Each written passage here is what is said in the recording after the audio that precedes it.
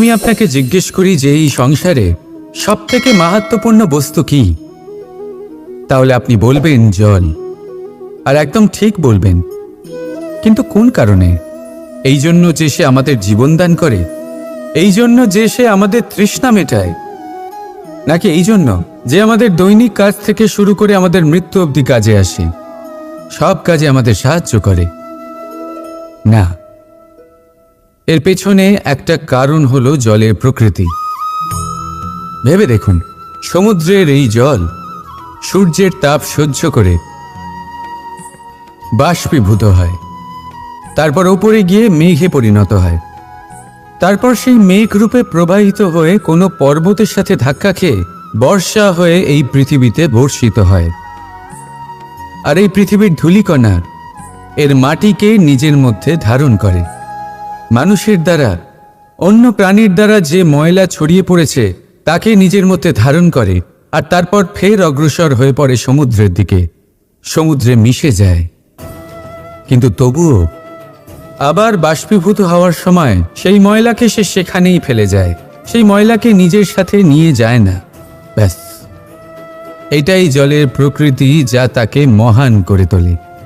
আপনিও আপনার জীবনে আপনার কর্ম করুন, মহান কর্ম করুন, ভালোভাবে করুন, কিন্তু সেই কর্মের সাথে যে অহংকার আসে সেটা নিজের মধ্যে প্রবেশ করতে দেবেন না। তার থেকে ওপরে উঠুন। আপনি নিজেকে জলের মতো হালকা অনুভব করবেন। রাধা রাধা। সূর্যের তাপ এতটাই প্রখর হয়, তা সমস্ত বনস্পতিকে শুষ্ক করে দেয়। পুকুর হোক, নদী হোক, সরোবর হোক, সমস্ত শুষ্ক হয়ে যায়। কিন্তু আপনি কখনো শুনেছেন সূর্যের তাপে সমুদ্র শুকিয়ে গেছে? এমন কখনোই হয় না।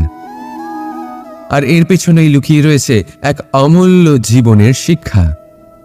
সমুদ্রের মতো নিজেকে ধৈর্যশীল করে তুললে, নিজেকে সংযমী করে তুললে, সূর্যের তাপ আপনার কোনো ক্ষতি করতে পারবে না। আপনার অন্তর থেকে সেই তাপ বাষ্পায়িত হয়ে মেঘ তৈরি হয়ে সূর্যকে ঢেকে দেবে, আর তারপর হবে শুধু সাফল্যের বৃষ্টি। তাহলে আসুন আর আমার সাথে ধৈর্যের সাথে বলুন, রাধা রাধা। অনেকবার আমাদের দৃষ্টিভঙ্গি এমন হয়ে থাকে যে আমাদের আসল সত্যের থেকে অনেকটা দূরে নিয়ে যায়। আমরা যেরকম দেখি সেরকম সবসময় হয় না। এবারে দেখুন না, আমরা মানুষেরা, আমাদের ভালো লাগে।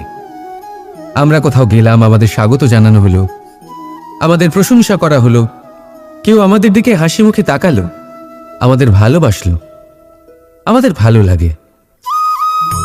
কিন্তু যদি কেউ ক্রুদ্ধ হয়, কটাক্ষ করে, ব্যঙ্গ করে, তাহলে আমরা তক্ষুনি তাকে নিজের শত্রু ভেবে ফেলি, তার উপরে ক্রুদ্ধ হয়ে যাই। একটা কথা মনে রাখবেন, এই হাসি সবার জন্যই হয়। আপনি তাদেরকেও হাসি উপহার দিতে পারেন যাদের আপনি চেনেন, তাদেরও দিতে পারেন যাদের আপনি চেনেন না। ছোটদের দিতে পারেন, বড়দের দিতে পারেন, সবার জন্যই হলো এই হাসি। কিন্তু ক্রোধ, ক্রোধ তাদের উপরেই আসে যাদের আমরা জীবনে কখনো হারাতে চাই না, যাদেরকে আমরা অসম্ভব ভালোবাসি, যাদের জন্য আমরা আশা করি যে তাদের জীবনের পরবর্তী সময় সব সময় সুখময় হোক, উজ্জ্বল হোক। সেই জন্য আপনার জীবনের সমস্ত সেই ব্যক্তি যারা আপনার উপরে ক্রুদ্ধ হন, কটাক্ষ করেন, জরুরি নয় তিনি আপনার শত্রুই হবেন। হতে পারে সে হলো আপনার শুভাকাঙ্ক্ষী, যিনি আপনার শুধুমাত্র ভালোই চান, যিনি আপনার জন্য একটা সুন্দর ভবিষ্যৎ চান। সেই জন্য সবসময় মন দিয়ে অন্যের কথা বোঝার প্রয়াস করুন। আপনি জানতে পারবেন তাদের কর্মের ধর্ম কি হতে পারে, আপনি জানতে পারবেন তাদের ক্রোধের মর্ম কি হতে পারে। রাধা রাধা। বিনম্রতা। এই সংসারে অনেক সময় বিনম্র হওয়াকে মাথা নত করা ভেবে ফেলা হয়। আপনি অনেকবার মানুষকে এটা বলতে শুনে থাকবেন যে আমি কখনো কারোর সামনে মাথা নত করি না, কখনো নত হই না, আমি ভেঙে যাব কিন্তু কারোর সামনে নিচু হব না। এবার দেখুন, এই সমস্ত কথা মনের মধ্যে অহংকার উৎপন্ন করে। অহংকার মানুষকে তার পতনের দিকে নিয়ে যায়। একটা গুরুত্বপূর্ণ কথা বুঝে নিন, কারোর সামনে বিনীত হবার মানে এটা নয় যে সামনের মানুষ আপনার থেকে বেশি প্রভাবশালী বা তা হয়ে উঠছেন। এটার মানে এটাও নয় যে আপনি হেরে গেছেন বা হার স্বীকার করে নিচ্ছেন। বুঝে নিন, বেশিরভাগ সময় বিনীত তিনিই থাকেন যিনি আপনার থেকে উঁচু স্থানে আছেন। তাই আপনাকে সেভাবেই কথা বলতে হয়। কারোর সামনে বিনীত হলে, নিচু হলে আপনার স্থান ছোট হয়ে যায় না, কিন্তু আপনার সামনের ব্যক্তির মনে আপনার জন্য সম্মান আর ভালোবাসা অবশ্যই বাড়ে। আপনার অস্তিত্ব বিশাল হয়ে ওঠে। তাহলে নির্বাচন হলো আপনার। কি চয়ন করবেন, বিনম্রতা নাকি অহংকার? রাধা রাধা। আমরা সকলে এমন ব্যক্তির সাথে থাকতে চাই যারা খুব মিষ্টি কথা বলেন, যাদের ব্যবহার আমাদের ভালো লাগে, যারা দেখতে সুন্দর হন, যাদের আমরা পছন্দ করি। আর সব সময় এমন ব্যক্তির থেকে দূরে থাকতে চেষ্টা করি যাদেরকে আমরা পছন্দ করি না, যাদের কথা আমাদের খারাপ লাগে, যাদের কথা একটু কঠোর হয়। আমরা সবসময় চেষ্টা করি এদের থেকে দূরে থাকার, ঠিক কিনা? কিন্তু যদি বাস্তবটা দেখি, তাহলে এই কঠোরতা জীবনে শান্তির প্রলেপ দেয়। ওষুধও একটু কড়াই হয়, কিন্তু এ কি করে? আমাদের সুস্থ করে তোলে। ঠিক সেইভাবেই ভালোবাসার এই অধ্যায় একটু কঠিন, একটু কড়াও মনে হতে পারে, কিন্তু এর ফল সবসময় আপনাদের স্বাস্থ্যের পক্ষে ভালোই হয়। সেই জন্য যদি কেউ আপনার নিন্দে করে, আপনাকে কড়া কথা শোনায়, আপনার ব্যাপারে আলোচনা করে, তার মানে এটা নয় যে সে আপনার শত্রু। হতে পারে তিনি আপনার বন্ধু হন, আপনার জন্য ভালো চান, আপনাকে শুধরে নিতে চান, আপনার মধ্যে কোনো পরিবর্তন দেখতে চান। সেই জন্য কখনো কারোর কথা শুনে বা কাউকে দেখে প্রাথমিকভাবে এই সিদ্ধান্ত নেবেন না যে তিনি আপনার শত্রু হন নাকি আপনার বন্ধু হন। এমনও শত্রু হয়ে থাকেন যে গুড়ের মতো মিষ্টি মিষ্টি কথা বলে আসলে আপনাকে বিষ পান করিয়ে দেবেন। আর এমনও বন্ধু থাকেন যারা আসলে নিমের মতো কড়া কথা বলেন কিন্তু আপনাকে অমৃত পান করান। এদের মধ্যে পার্থক্য করতে জানতে হবে, কে আসলে শত্রু হন আবার কে আসলে মিত্র হন। এই পার্থক্য যখন আপনি করতে শিখবেন, তখন আপনি এই সংসারের সব থেকে সুখী প্রাণী হয়ে উঠবেন। এই পার্থক্য বোঝা সহজ নয়, কিন্তু অবশ্যই আবশ্যক। রাধা রাধা। মানুষ যখনই নিজের জীবনে নতুন কিছু করতে যায় তখন ভয়ভীত হয়ে থাকে। ভাবে যদি আমি অসফল হই তাহলে কি হবে, কে কি ভাববে, কেউ আমাকে দেখে হাসবে কিনা। যদি আমি আমার মতামত দিই তাহলে বলবো এইসব পরীক্ষার সম্মুখীন হতে কখনো ভয় পাবেন না। কারণ যাই হোক না কেন, পরিণাম দুটোই হতে পারে। একটা হয় আপনি জিতে যাবেন, দ্বিতীয় পরিণাম আপনি হেরে যাবেন। খুব সোজা। যদি জিততে পারেন আপনি সবাইকে নেতৃত্ব দিতে পারবেন, কিন্তু যদি আপনি হেরে যান তাহলে আপনার কাছে সেই অভিজ্ঞতা থাকবে যা দিয়ে আপনি আগামী প্রজন্মের পথপ্রদর্শক হবেন। এবার ভাবুন, এই অভিজ্ঞতা দ্বারা আপনি কাউকে সাহায্য করছেন যা দিয়ে সে নিজের স্বপ্ন পূরণ করতে পারবে। খুব পুণ্যের বিষয় এটা।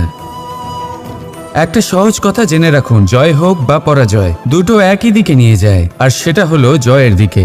শুধু নিজের দৃষ্টিভঙ্গি শুভ করে তুলুন, আর নিজের পরীক্ষাগুলিকে সীমিত করে তুলবেন না।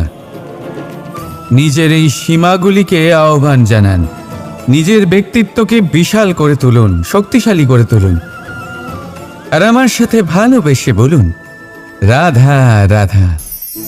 মানুষ নানান ধরনের বাসনা পোষণ করেন, তাদের নানান ইচ্ছে থাকে, অভিলাষা থাকে, নানান কামনা করতে থাকেন, স্বপ্ন দেখেন, প্রার্থনা করেন যেন তা সফল হয়, নিজের সম্পন্নতা কামনা করেন, আর শেষে নিরাশ হয়ে যান কারণ এসব কিছুই পান না। আপনাকে একটা ছোট্ট উদাহরণ দিই। জঙ্গলের রাজা কাকে বলা হয়? সিংহকে। এবার যেহেতু সিংহ বনের রাজা, তাই হরিণ তো তার কাছে এসে এটা বলতে পারে না যে আপনি হলেন বনের রাজা, তাই আপনি আমাকে মেরে ফেলুন, আমাকে খেয়ে ফেলুন আর নিজের ক্ষুধা নিবারণ করুন। এমন তো হয় না। সিংহ যতই বনের রাজা হোক, তাকেও পরিশ্রম অবশ্যই করতে হয়, তবেই তার ক্ষুধা নিবারণ হয়। সেইভাবেই আপনার সমস্ত স্বপ্ন, আপনার সমস্ত ইচ্ছে, আপনার সমস্ত অভিলাষা, সমস্ত আকাঙ্ক্ষা পূরণ হবেই, অবশ্যই হবে, পরিশ্রমের দ্বারা। শুধু ভাবলেই হবে না। তাহলে আপনিও জীবনে পরিশ্রম করুন, নিজের সমস্ত স্বপ্ন পূরণ করুন, আর আমার সাথে ভালোবেসে বলুন, রাধা রাধা। অহংকার অত্যন্ত বলশালী হয়। এই অহংকার মানুষকে কখনো নত হতে দেয় না। অদ্ভুত ব্যাপার, এই অহংকার যা মানুষকে কখনো নত হতে দেয় না, সেটাই তার পতনের কারণও হয়ে দাঁড়ায়। যেখানে মানুষ এটা ভাবতে শুরু করে যে শুধুমাত্র সেই যোগ্য, সেখান থেকেই তার পতনের আরম্ভ। ঠিক কিনা? দেখুন, যদি কোনো মানুষ এটা ভাবে যে আমি সব কিছু করতে পারি, তাহলে তা হলো বিশ্বাস। কিন্তু যদি সে এটা ভাবতে থাকে যে শুধুমাত্র আমি এই কাজ করতে পারি, তাহলে তা হলো সেই ব্যক্তির অহংকার। আর এটা আপনাকে বিনাশের দিকে অবশ্যই নিয়ে যাবে। মনে রাখবেন, যখন আমি আর শুধুমাত্র এই দুই এক হয়ে যায়, সেখান থেকে আপনার পতনের সূত্রপাত হবেই। তাই আপনি কখনোই এই অহংকারের চক্রব্যূহে ফেঁসে যাবেন না। বিশ্বাস রাখুন নিজের ওপর এবং অন্যের ওপরও। আর মনে রাখবেন, বিশ্বাসের মধ্যে বিশ্বের প্রত্যেকটা বস্তু বসবাস করে। তাই এই অহংকারকে ত্যাগ করে ফেলুন আর আত্মবিশ্বাসের ওপর মনোসংযোগ করুন। আর আমার সাথে ভালোবেসে বলুন, রাধা রাধা। প্রেম, এই প্রেম যতটাই সরল, ঠিক ততটাই জটিল হয়। এই প্রেমের দুই রূপ হয়, সবলতা আর দুর্বলতা। নির্বাচন হলো আপনার। এবার যদি একটা উদাহরণ দিয়ে আপনাকে বোঝাই, তাহলে মাতা পিতাকে দেখুন। মাতা পিতা সন্তানকে কখনো কখনো এত স্নেহ দিয়ে ফেলেন যে তাকে বাইরে কোথাও যেতেই দেন না। আর তার ফলে সন্তান এতটাই দুর্বল হয়ে পড়ে যে এমনও হয় তারা সারা জীবন বাড়িতেই বসে থাকে। এবার যদি এই মাতা পিতাই এই ভালোবাসায় সাহস জুগিয়ে দেন, সেই সন্তানকে বলে দেন যে যাও, এই সংসারকে অনুভব করো, নিজের প্রারব্ধ নিজেই রচনা করো, এই সংসারে সব থেকে শ্রেষ্ঠ হয়ে দেখাও, সব থেকে উঁচুতে উঠে দেখাও, তাহলে সন্তান অবশ্যই এটা করে দেখাতে পারে। এবার আপনি নিজের প্রেমের দ্বারা আপনজনদের দুর্বল করবেন নাকি তাদের সবল করবেন, সিদ্ধান্ত আপনারই। আসুন আর আমার সাথে ভালোবেসে বলুন, রাধা রাধা। দুঃখ কি, ভয় কি, এদের কিছুটা এইভাবে ভাবা যেতে পারে। জীবনে যখনই আপনি কিছু একটা লাভ করবেন, তখন সেটা হারানোর ভয় তার সাথেই চলে আসে। যেমন আপনি যদি ধন অর্জন করেন, ধন হারানোর ভয় তার সাথেই চলে আসে। সম্পত্তি অর্জন করলে সেটা লুট হবার ভয় তার সাথেই চলে আসে। আর এটা জীবনের সাথেও হয়। যেই মুহূর্তে আপনি জন্ম নেন, মৃত্যুর ভয় তার সাথেই চলে আসে। জন্ম না নিলে মৃত্যু কিভাবে হবে? মৃত্যুর ভয় কোথা থেকে আসবে? এবার এই ভয় কি সেটা আপনাকে বুঝিয়ে বলি। এই ভয় যদি মনের মধ্যে থাকে, জীবনে থাকে, তাহলে যা কিছু লাভ করবেন, সুখ, সম্পত্তি, সুবিধা, ধন, এইগুলি লাভ করার একটা আনন্দ থাকে, এদের সাথে জীবনযাপন করার একটা আনন্দ থাকে। এই ভয় সেই আনন্দ আপনার থেকে কেড়ে নেয়। ধরে নিন কাল আপনার মৃত্যু হতে চলেছে। এবার কালকের মৃত্যুর ভয় আজই মনে পুষে রাখলে, তাহলে এই ভয় আজকের সুখ, আজকের শান্তি আপনার থেকে কেড়ে নেবে। ভয় এটাই করে। সেই জন্য মনে রাখবেন, ভয়ের সঙ্গ আপনি ত্যাগ করে দিলে জীবনযাপনের যে সুখ তা চিরকাল আপনার সাথে থাকবে। আসুন আর আমার সাথে ভালোবেসে বলুন, রাধা রাধা। আপনি কখনো ভেবে দেখেছেন কি সেই জিনিস যা আপনাকে সামনে এগোতে বাধা দিচ্ছে? ধরুন আপনি কোনো পথ দিয়ে যাচ্ছেন, পা মুচকে গেলে তা আপনাকে সামনে এগোতে বাধা দেয়। সেইভাবেই জীবনে ক্ষুদ্র চিন্তা আপনাকে সামনে এগোতে বাধা দেয়। দেখুন, যদি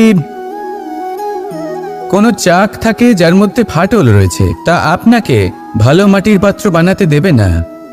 ঠিক সেইভাবেই কাউকে ঈর্ষা করলে তা আপনাকে মহান হতে দেবে না।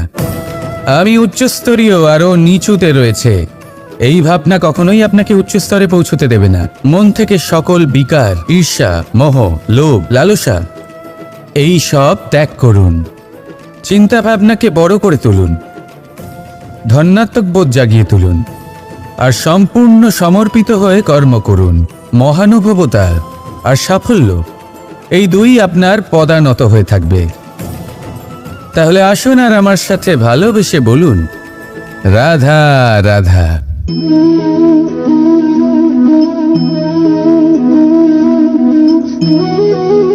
কি সুন্দর প্রতিবিম্ব দেখছেন। এর কারণটা কি? আমার রূপ সুন্দর, নাকি এই জল স্বচ্ছ?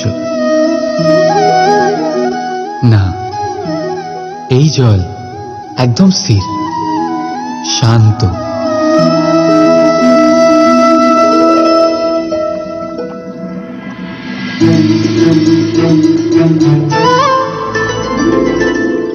পার্থক্যটা দেখছেন আপনি?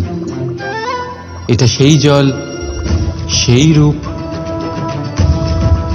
কিন্তু এটা স্থির নয়, শান্ত নয়। আর সেই জন্যই আমি আমার প্রতিবিম্ব এর মধ্যে দেখতে পাচ্ছি না। ক্রোধের সাথে কিন্তু ঠিক এটাই হয়। যদি আপনি স্থির হন, শান্ত হন, তাহলেই আপনি আপনার আত্মাকে দেখতে, শুনতে আর বুঝতে পারবেন। কিন্তু ক্রোধ আপনার আত্মার ডাককে গ্রাস করে নেয়। তাই নিজের ক্রোধকে বশে রাখবেন, যেন এমন না হয় যে মূর্খতা থেকে জন্ম নেওয়া ক্রোধ আপনাকে অনুতাপের চরম পর্যায়ে নিয়ে যায়। রাধা রাধা।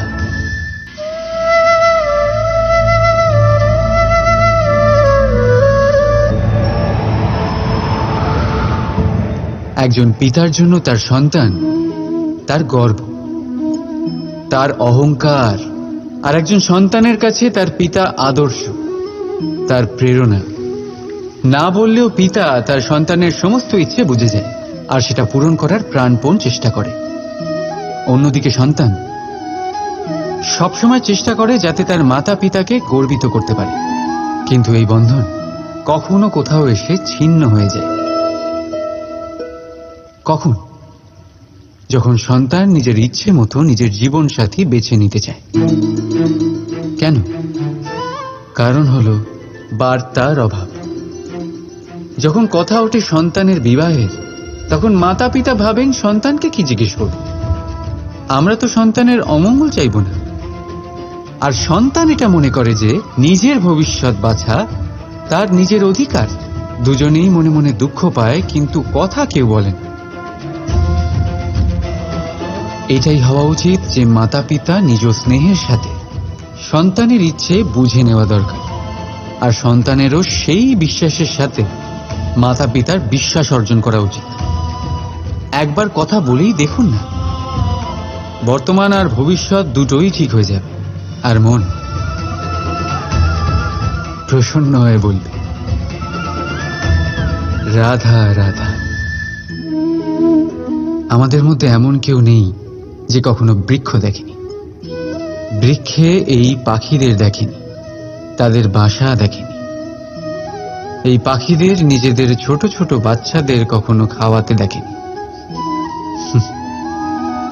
এই সংসারের সবচেয়ে মমতাময়ী এক দৃশ্য।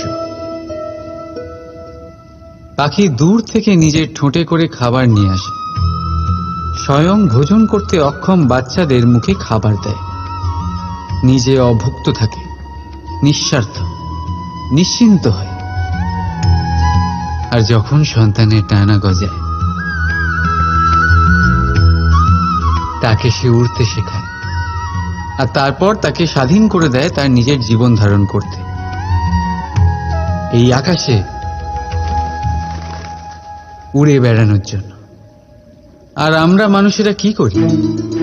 যে সন্তানকে আমরা পাখিদের মতন লালন পালন করি, তাদের ডানা গজাতেই তাদের আমরা বেঁধে ফেলি, এই ভেবে যেন সে উড়ে দূরে না চলে যায়। এই নয় যে এই অবস্থায় মাতা পিতার সন্তানের প্রতি প্রেম থাকে না, অবশ্যই থাকে, কিন্তু তাতে প্রেমের থেকে মোহ বেশি প্রাধান্য পায়।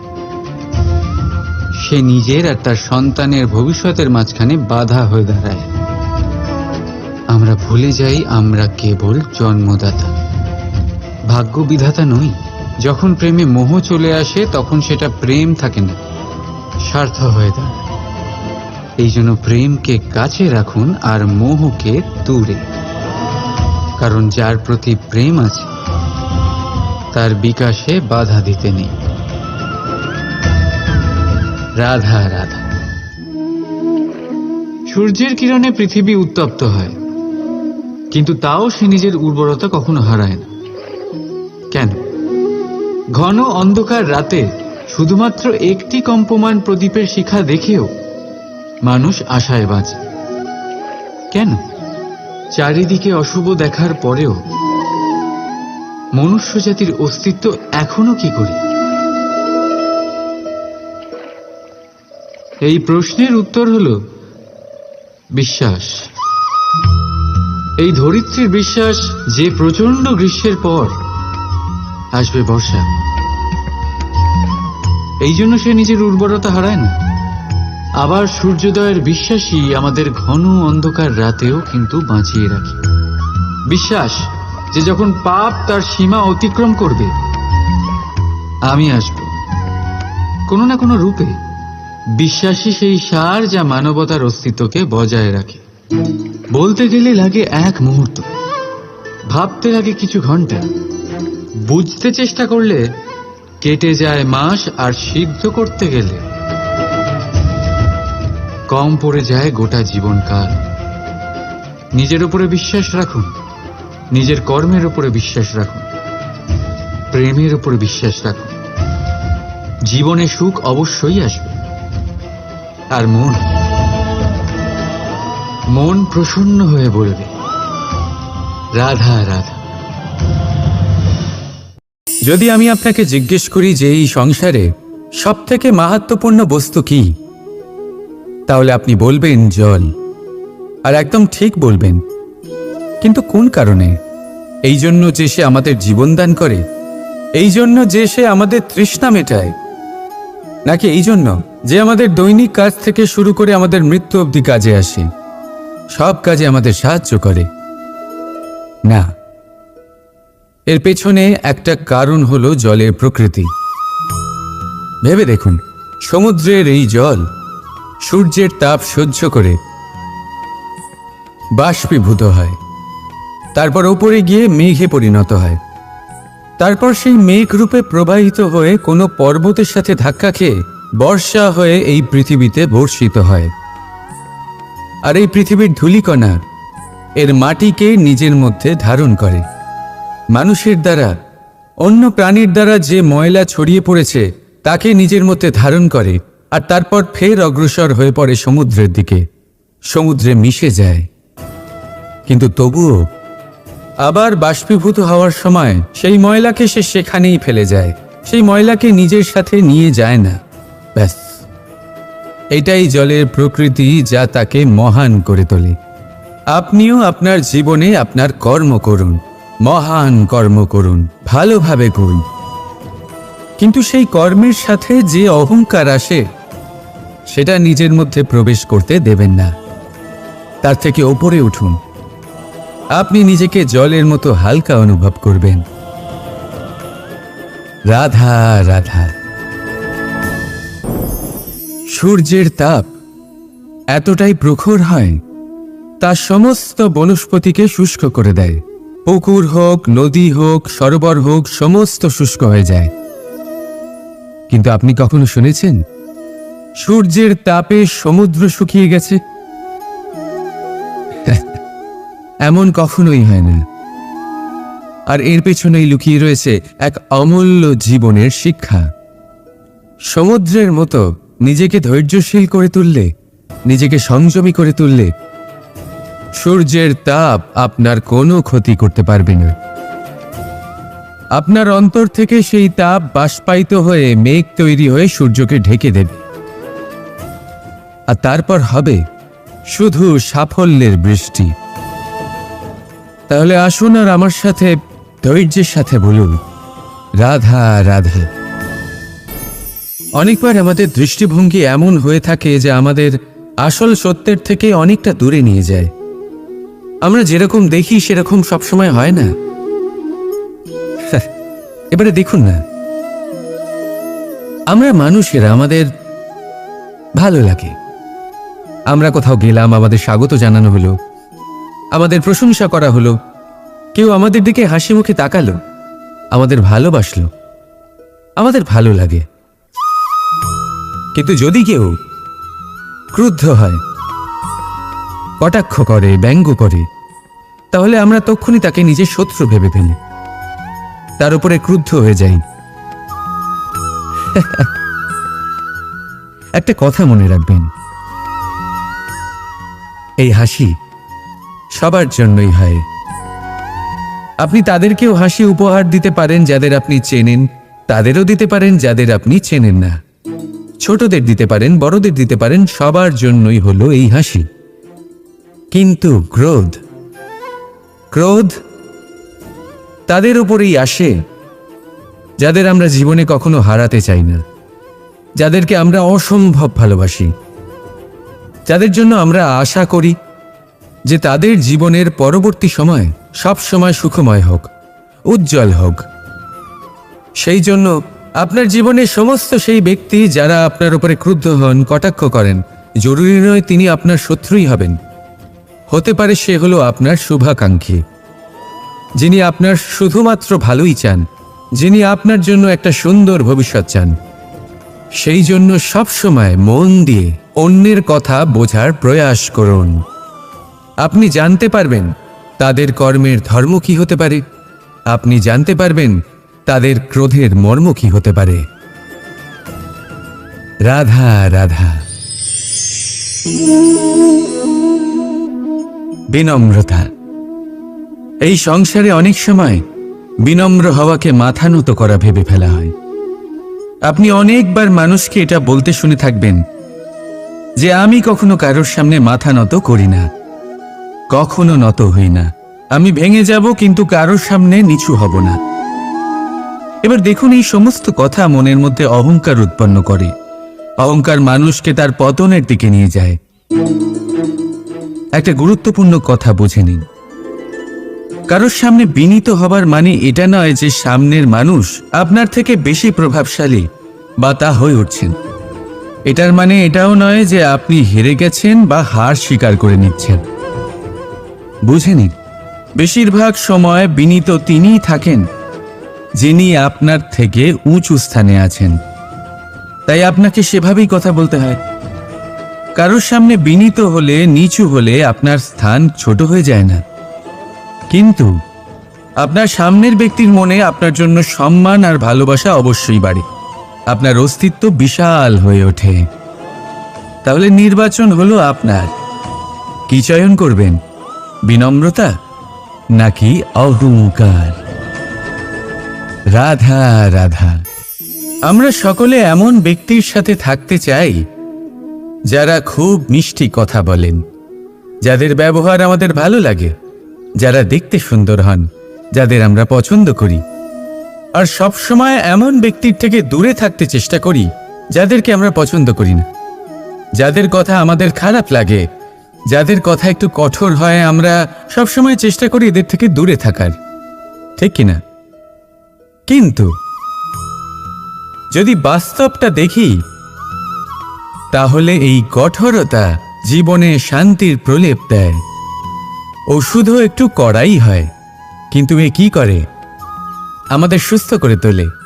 ঠিক সেইভাবেই ভালোবাসার এই অধ্যায় একটু কঠিন, একটু কড়াও মনে হতে পারে, কিন্তু এর ফল সবসময় আপনাদের স্বাস্থ্যের পক্ষে ভালোই হয়।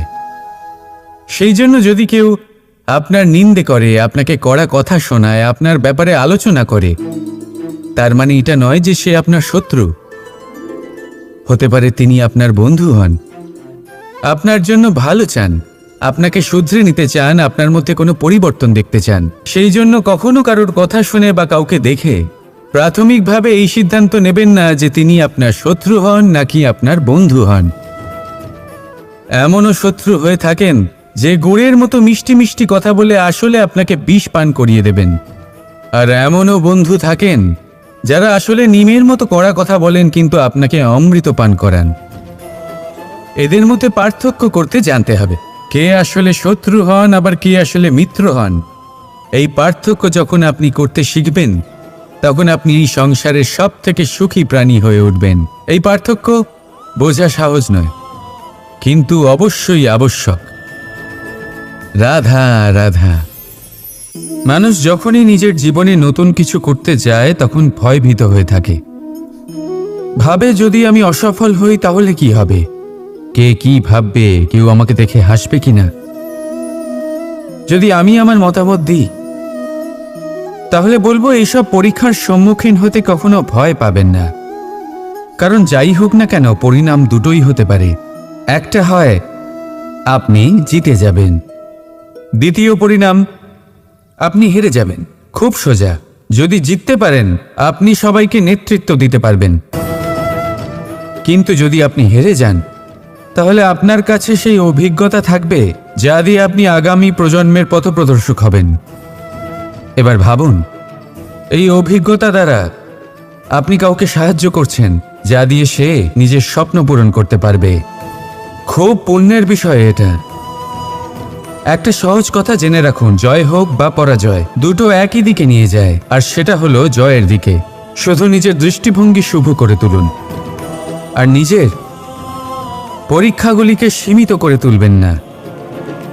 নিজের এই সীমাগুলিকে আহ্বান জানান, নিজের ব্যক্তিত্বকে বিশাল করে তুলুন, শক্তিশালী করে তুলুন।